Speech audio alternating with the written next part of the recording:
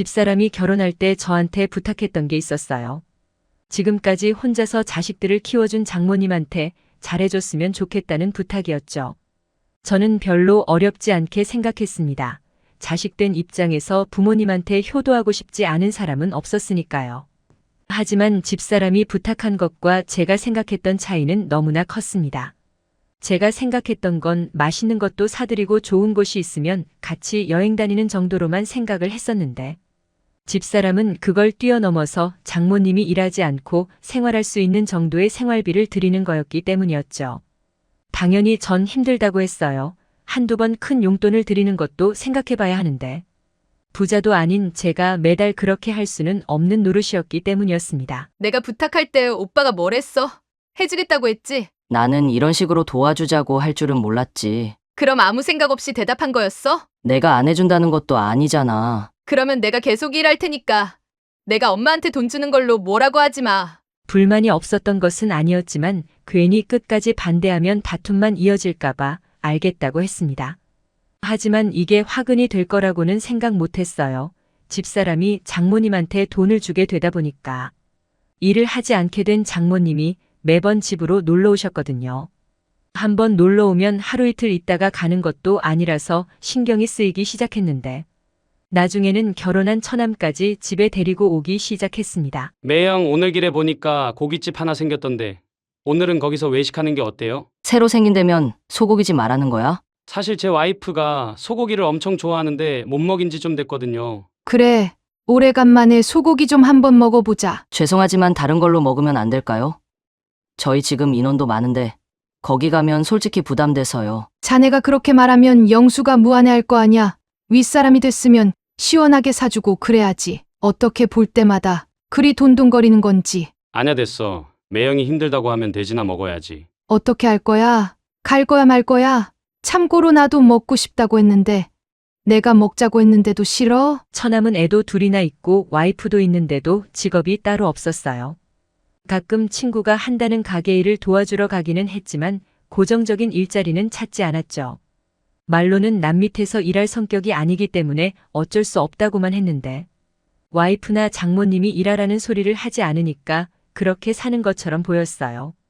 그래서 처음엔 처남댁이 불쌍하다는 생각을 했었죠. 저런 남편을 얻으면 고생하는 건 처남댁이라고 생각했거든요. 하지만 그것도 아니더라고요. 처남댁도 처남처럼 별 생각이 없는 건지 저한테 걱정하지 않아도 된다고 했거든요. 그제야 깨달았죠. 이 집에서 제일 불쌍한 건 나라고요. 버는 건 없으면서 먹고 싶은 게 많은 처남이나 해준 건 하나도 없으면서 받아먹기만 하려는 장모님이 제일 수혜자였어요. 그런데 이런 생활이 반복되다 보니까 문제가 하나둘 생겨나기 시작했습니다. 집사람 돈은 장모님이 가져가고 있다 보니까 생활비에다가 외식 비용은 전부 다 제 돈으로 쓰게 되었는데, 장모님과 처남 그리고 처남댁의 조카 2명까지 전부 다 제 월급으로 해결해야 하는 상황이라서 결혼 3년 차인데도 모은 돈은 하나도 없게 된 거였죠. 자기도 알겠지만 그동안 내가 많이 참은 건 알지? 뭐를 참았다는 건데? 그걸 꼭 내 입으로 말해야 해? 그리고 우리 지금 얼마나 저축했는지는 알아? 영원이야, 영원. 그런데 계속 이렇게 살아야 한다고 생각해? 오빠는 그렇게 돈이 중요해? 모으지는 못해도 우리가 부족하게 사는 건 아니잖아. 그러니까 그럴수록 아껴야지. 모은 게 하나도 없는데 이게 정상적이야? 뭘 아끼자는 건데? 우리가 아낄 게 있어. 없긴 왜 없어?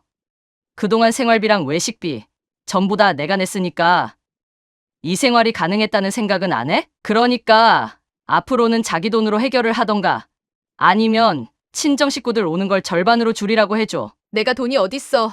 전부 다 엄마한테 주고 있는데 내가 어떻게 내? 자기가 못 내겠으면 외식할 때나 아니면 여기서 생활하는 비용을 장모님한테 내라고 하면 되잖아. 그러면 엄마랑 같이 살 수 있어? 뭐? 엄마랑 같이 살면 오빠가 하자는 대로 할게. 하지만 그게 싫으면 이혼을 하더라도 나는 절대로 안 할 거야. 이혼? 너 지금 이혼이라고 했어? 싫으면 이혼한다는 건데 오빠가 그 정도로 싫으면 어쩔 수 없는 거잖아. 분노가 치밀어 올랐지만 저는 차마 이혼하겠다는 말을 하지 못했어요. 제가 이혼하게 되면 부모님이 많이 슬퍼할 것 같았거든요. 그래서 저는 이날 이후부터 집에 잘 안 들어가려고 했습니다.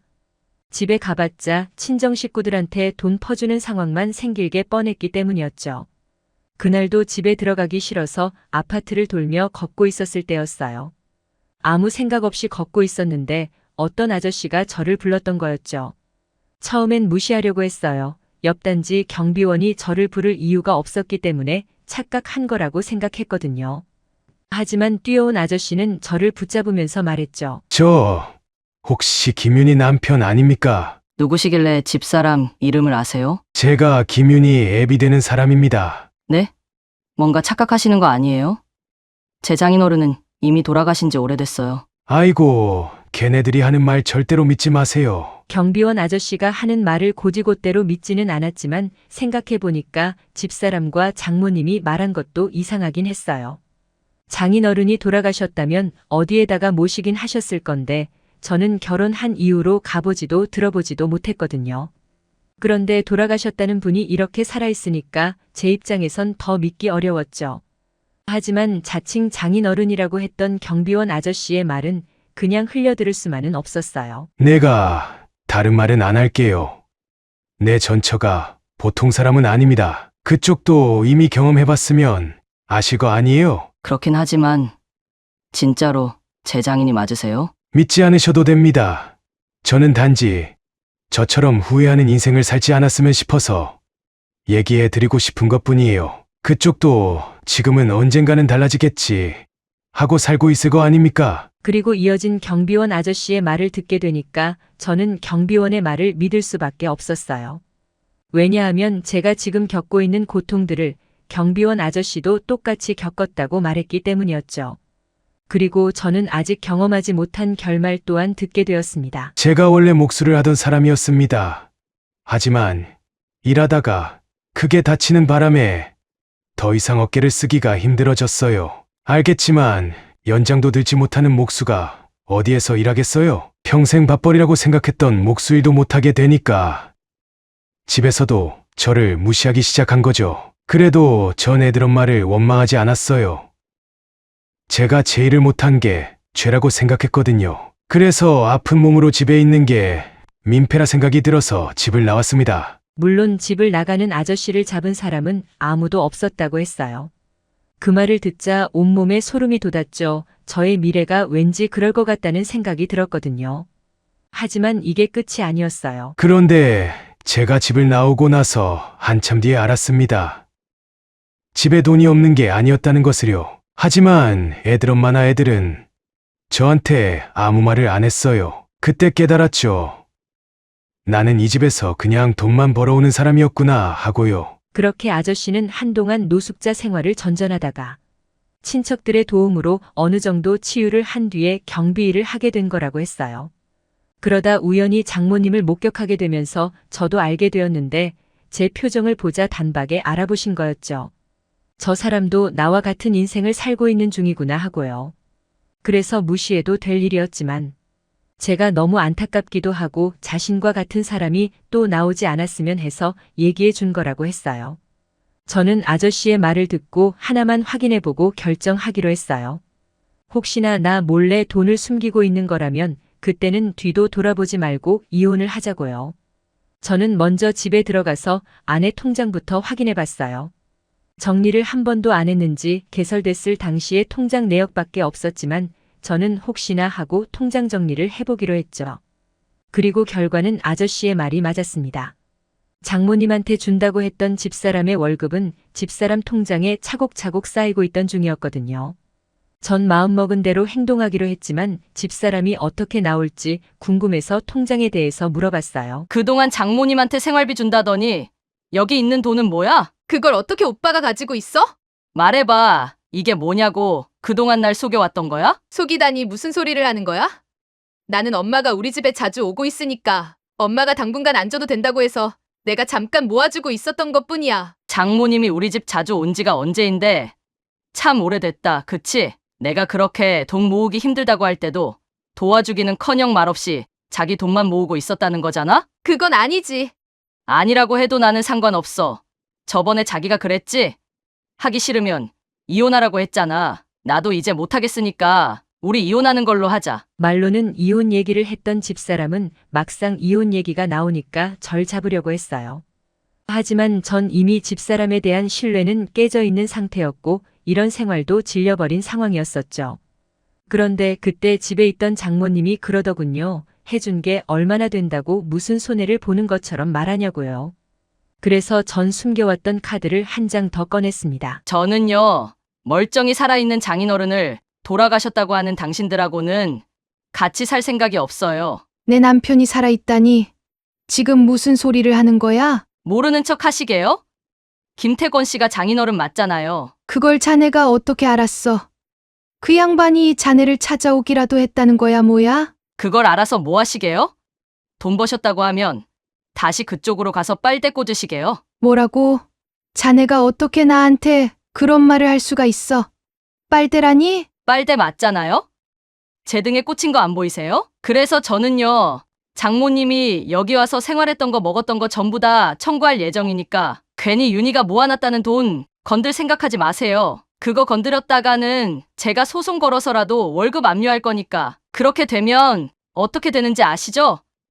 그나마 돈 나오는 창구도 막힐 거라고요. 아이고, 장서방, 속상하고 힘든 게 있으면 얘기를 하면 되는 거지. 무슨 그런 소리를 하고 있어. 자네가 힘든 부분을 얘기해봐. 내가 고칠 수 있는 건 다 고치라고 할게. 필요 없으니까 집에서 나가기나 하세요. 여긴 제 집이니까요. 장서방, 내가 섭섭하지 않게 해준다니까. 내가 집에 자주 오는 게 힘들어서 그래? 그러면 내가 자주 안 올게.